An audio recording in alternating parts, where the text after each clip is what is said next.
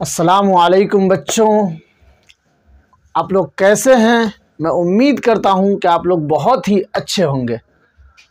और आज मैं फिर आपके रूबरू हाजिर हुआ हूं एक नया चैप्टर को लेकर, एक नया सबक लेकर। और आज हम लोग पढ़ने वाले हैं अफसाना का लास्ट चैप्टर, जो कि दरख्शा हिस्सा 2 में है। वह है चैप्टर नंबर 5, जिसे हम कहते हैं आशियाना। सबसे पहले हम मुसन्निफ़ के बारे में जानेंगे, इसके राइटर कौन हैं, उसके बाद उनकी तालीमी सरगर्मी और उन्होंने कौन कौन सी किताबें लिखी हैं, ये चीज़ जानेंगे। उसके बाद हम जो आशियाना है उसका ख़ुलासा पढ़ेंगे। तो चलिए हम शुरू करते हैं। उससे पहले अगर आप हमारे इस YouTube channel famous Urdu academy को सब्सक्राइब नहीं किए हैं तो प्लीज़ जाकर के सब्सक्राइब करें और हमें सपोर्ट करें, और बेल आइकन को भी प्रेस कर दें और अपने दोस्तों के साथ शेयर करें। चलिए शुरू करते हैं। ये जो हम पढ़ने वाले हैं हम लोग, ये आशियाना चैप्टर है। क्या है? आशियाना है मजमून का नाम। अफसाने का नाम क्या है? आशियाना। क्या नाम है? आशियाना। और ये एक अफसाना है। ये क्या है? एक अफसाना है। और इसको लिखने वाली मुसन्निफ़ा जो है वो, उनका नाम है निगार अज़ीम। उनका नाम क्या है? निगार अज़ीम। मुसन्निफ़ा जो है लिखने वाली, उनका नाम क्या है? निगार अज़ीम नाम है। और निगार अज़ीम का असल नाम जो है मलका महर निगार है। क्या है असल नाम? मलका महर निगार है असल नाम। और कलमी नाम जो है वो निगार अज़ीम है, और कलमी नाम ही से वो मशहूर व मारूफ हुई। देखो, कलमी नाम उसे कहते हैं जैसे हम तखल्लुस कहते हैं। मान लीजिए तखल्लुस कहते हैं शायर या अदीब अपने नाम के इवज़ में एक छोटा सा नाम जो रख लेता है, उसे हम क्या कहते हैं? तखल्लुस कहते हैं। तो कलमी नाम भी वही है जो शायर या अदीब अपने नाम के इवज़ में छोटा सा नाम रख ले, उसे हम कलमी नाम कहते हैं। समझे अल्लाह साहब? कलमी नाम उसे कहते हैं। यहाँ तक तो हो गई मुसन्निफ़ा के मुताल्लिक़। आगे उनकी तालीमी सरगर्मी है कि वो तालीम जो है कहाँ कहाँ उन्होंने तालीम हासिल किया है। तो उन्होंने उर्दू के अलावा ड्राइंग और पेंटिंग में भी एमए किया है। उन्होंने उर्दू के अलावा ड्राइंग कहते हैं, जैसे हम जो है बच्चे सब फूल पत्ती बनाते हैं, कभी गिलास बना लेते हैं, है ना, कभी गिलास बना लेते हैं और बहुत सारी चीज़ें बनाते हैं जो भी फूल पत्ती, वो ड्राइंग कहलाती है। कभी घर का नक्शो निगार बना लेते हैं, उसे हम ड्राइंग कहते हैं। और पेंटिंग में भी एमए किया है उन्होंने। और सआदत हसन मंटू की अफसाना निगारी, सआदत हसन मंटू जो है, ये आपके जब इंटर में पढ़िएगा आप तो क्लास 12th में एक आएगा टोबा टेक सिंह चैप्टर, तो उसको लिखने वाले कौन है? वो सआदत हसन मंटू है। ये भी बहुत बड़े अफसाना निगार है। मंटू की अफसाना निगारी का तनकीदी जायज़ा पेश करके जामिया मिल्लिया इस्लामिया से PhD की डिग्री भी हासिल की है। डॉक्टरेट की डिग्री भी उन्होंने हासिल की है। देखो, तनकीदी जायज़ा किसे कहते हैं ये बताइए। तनकीद हम ये कहते हैं किसी चीज़ के मुताल्लिक़ जो है अपनी पसंदीदगी या नापसंदीदगी का इजहार करना, वो तनकीद कहलाता है। ठीक है, यह है। पेश करके उन्होंने जामिया मिल्लिया इस्लामिया से PhD की डिग्री हासिल की है। उनकी किताब के मुतालिक हम पढ़ते हैं कि उन्होंने कौन कौन सी किताबें लिखी है, किस सन में वो इशाअत पजीर हुई है। देखिए, निगार अज़ीम का अफसानों का पहला मजमुआ जो है, सबसे पहला मजमुआ है वो अक्स है। कौन सी किताब है?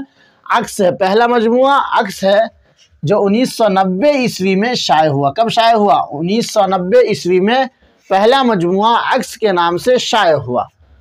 उसके बाद 1999 ईस्वी में, उसके 9 साल बाद 1999 ईस्वी में मजमुआ गहन शाये हुआ। कब शाये हुआ? 1999 ईस्वी में मजमुआ गहन शाये हुआ। उन्होंने एक सफ़रनामा भी लिखा है जिसका नाम गर्द आवारगी है। उन्होंने गर्द आवारगी के नाम से एक सफ़रनामा भी लिखा है जो ख़ासन मकबूल हुआ। लोगों ने बहुत उसे प्यार दिया, मोहब्बत दिया। ये था राइटर के मुताल्लिक़, मुसन्निफ़ के मुताल्लिक़ कुछ बातें, है ना। अब हम लोग पढ़ने वाले हैं आशियाना का खुलासा।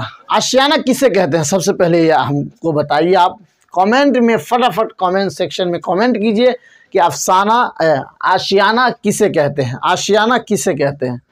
आशियाना किसे कहते हैं? एक हमारी फैमिली हो, छोटी सी कुटिया हो, इसी को हम क्या कहते हैं? आशियाना कहते हैं। अपने लोग हों, मियाँ बीवी हों, बाल बच्चे हों, तमाम लोग हो, छोटी सी कुटिया हो, कुछ भी हो, हमारा आशियाना है जो अपने मेहनत की कमाई से बनाए हुए रहते हैं, उसे हम आशियाना कहते हैं। ये कहानी जो है दरअसल बरकत अली सिद्दीकी और उनकी बीवी ज़रीना के खुशहाल ज़िंदगी का मसला है, जिनकी ज़िंदगी में बज़ाहिर कोई मसला नहीं होता है, जो अपने आप में एक मसला बन चुका है। दोनों मियाँ बीवी जो है खुशहाल रहते हैं, लेकिन जो है क्या कहते हैं उसको, दोनों मियाँ बीवी जो है खुशहाल रहते हैं, दोनों रिटायर के बाद खुशहाल ज़िंदगी गुजारते हैं। और उनका बेटा, उनका साहबजादा जो है बेंगलोर में काम करता हुआ रहता है। बरकत अली सिद्दीकी का लड़का बेंगलोर में वहीं मुलाजमत वो करता है, अपनी बीवी के साथ वहीं रहता है। खैर, बरकत अली सिद्दीकी की जो बीवी होती है ज़रीना, दोनों आदमी बरकत अली सिद्दीकी और ज़रीना दोनों बेंगलोर दोनों को ले जाते हैं उनके साहबजादे, उनके लड़के कि वहीं रहेंगे सहेंगे, और जो है उनकी बहू जो है बरकत अली सिद्दीकी की, वो देखभाल उनकी करेगी, है ना, और वो अपने बच्चों के साथ वहीं रहते हैं। बहरहाल बरकत अली सिद्दीकी और उनकी बीवी को अब तन्हाई का मसला है, और वो दोनों अपना घर छोड़कर अपने बेटे के यहाँ जाकर रहने पर मजबूर हो जाते हैं, गोया कि मजबूरन जाते हैं। जब दोनों मियाँ बीवी तन्हा रहते हैं तो उनको लगता है कि अकेला रहना मुनासिब नहीं लगता है, अच्छा नहीं लगता है। साहबजादे का फ़ोन आता है तो कहते हैं कि बेटा अच्छा नहीं लगता आपके बगैर, तो साहबजादा उनको ले जाता है। खैर, जब एक जगह लोग रहने लगते हैं तो एक जगह बर्तन रहेगा तो ज़रूर आवाज़ करेगा, या बहुत सारी बातें होंगी, अच्छी भी ख़राब भी, और यहाँ जिन लोगों से हमारा ताल्लुक़ात है, जाने के बाद जो है ताल्लुक़ात हट जाएंगे, लोगों से मिलना जुलना कम हो जाएगा, आदत जो है वो है लोगों के पास बैठने की, तो नहीं हो पाएगा। ये एक किताब को बार बार पढ़ने से भी इंसान बोरियत महसूस करने लगता है। तो जब वहाँ रहने लगते हैं वो लोग, तो बरकत अली सिद्दीकी को जो है उकताहट महसूस होने लगती है।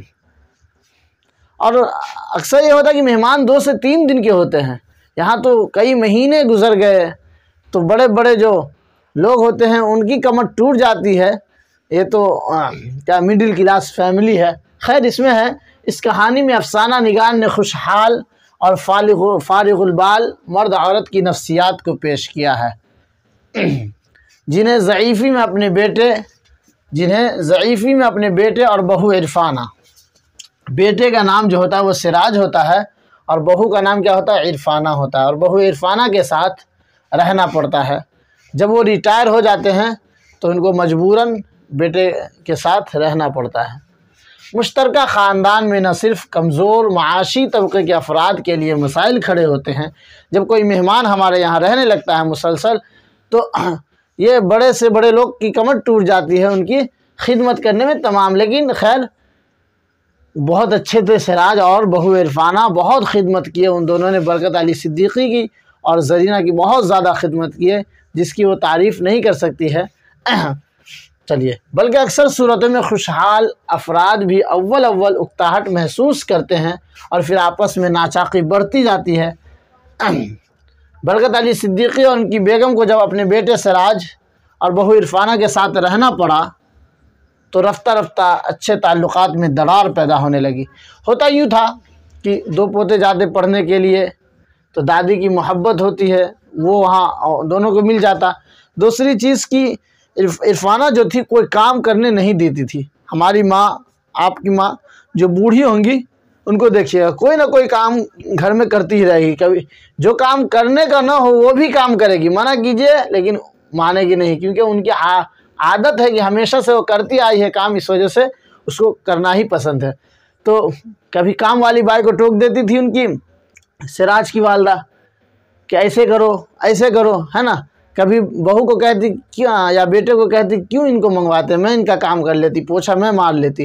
ये तमाम चीज़ें उन लोगों के दरमियान होती रहती है। बहू भी अपने सास की बहुत ज़्यादा तारीफ़ करती है अपनी सहेलियों से मिलकर, लेकिन वहाँ पर तो बरकत अली सिद्दीकी की जो बीवी होती है ज़रीना, उनकी कोई सहेली नहीं होती है, तो किससे कहे बहू की तारीफ़ करे। खैर वो आखिर में कहती है कि बहुत अच्छी हमारी बहू है, हमारे बेटे हैं, बहुत खातिरदारी किए हैं। खैर ये तो हो गई।